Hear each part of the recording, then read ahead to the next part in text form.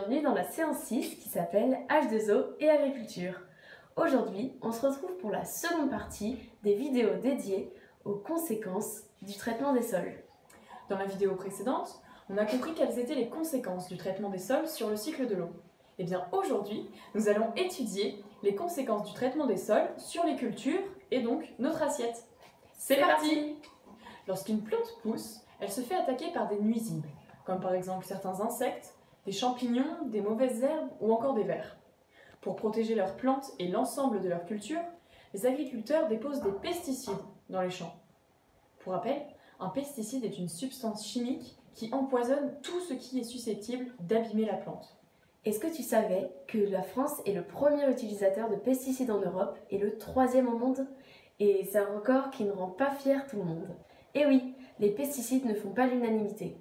D'un côté, beaucoup d'agriculteurs ont besoin de pesticides pour avoir des fruits et légumes plus beaux et surtout plus nombreux, puisque aucun fruit et légume ne sera dévoré par les nuisibles et l'agriculteur pourra donc les récolter. Ainsi, les pesticides permettent de vendre plus de fruits et légumes, donc de nourrir plus de gens. Et évidemment, les producteurs de pesticides sont aussi pour l'utilisation de ces produits, car ça leur fait gagner de l'argent. Mais alors, si les pesticides permettent à certaines personnes de gagner leur vie, et à d'autres d'obtenir plus de fruits et légumes, et ainsi nourrir tout le monde, où est le problème? Eh bien, le problème, c'est que les pesticides ne font pas le tri.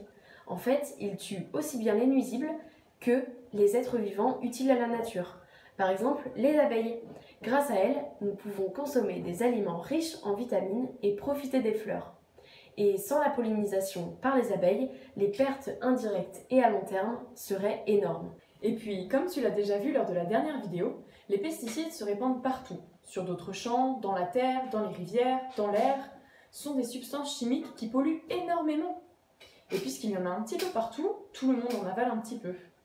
Et tu t'en doutes, il peut rester des traces de pesticides dans les aliments présents dans notre assiette.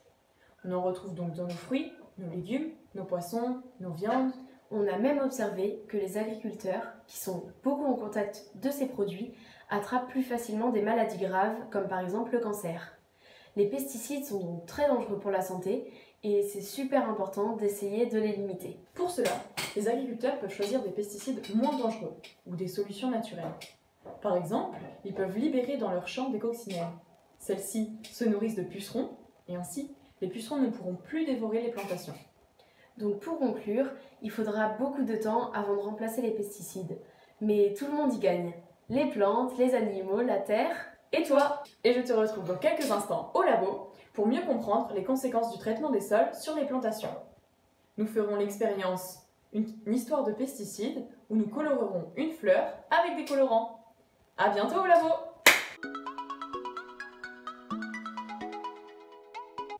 Donc après un petit tour au marché, nous revoilà avec nos fleurs pour l'expérience Une histoire de pesticides.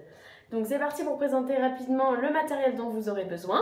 Donc déjà des fleurs blanches, de l'eau, des ciseaux et des colorants alimentaires. Bon, dans notre cas, on n'en avait pas. Du coup, on va utiliser une cartouche d'encre de stylo plume que l'on va couper et également de l'encre de Stabilo. Si tu n'as pas toi non plus de colorant alimentaire, tu peux faire la même chose, mais n'oublie pas de demander de l'aide à un adulte pour tout découper sans te blesser. C'est parti! Donc commence par verser de l'eau dans ton verre. Nous on utilise un Erlenmeyer, mais un verre d'eau c'est très bien.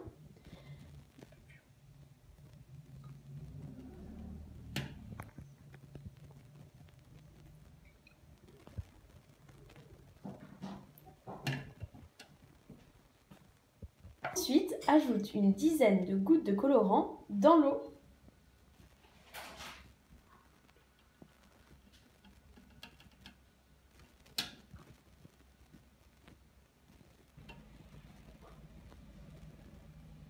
Il faut que l'eau soit bien colorée. Choisis ensuite une fleur qui a une longue tige et coupe à la racine avec les ciseaux. Coupe ensuite la tige dans la longueur grâce aux ciseaux.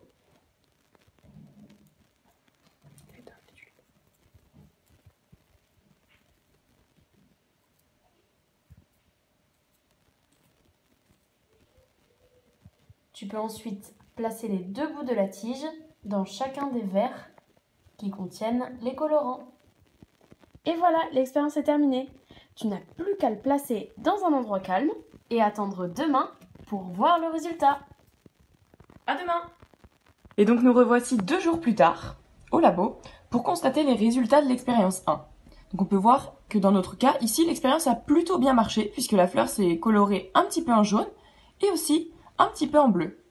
Et donc si l'on zoome un petit peu plus sur un pétale, on remarque qu'effectivement ce sont tous les vaisseaux dits du xylème, mais bon ça c'est un terme technique, c'est pas très grave, se sont colorés en bleu.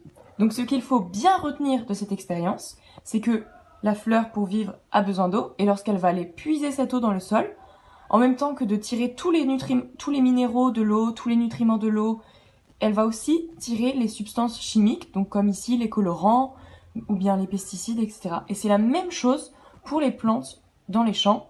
Tous ces produits chimiques, etc. vont se retrouver non pas dans les pétales, mais dans les fruits et les légumes de ton assiette. Voilà, c'est la fin de cette expérience. J'espère que tu as beaucoup aimé la faire. Et on te dit à bientôt au labo!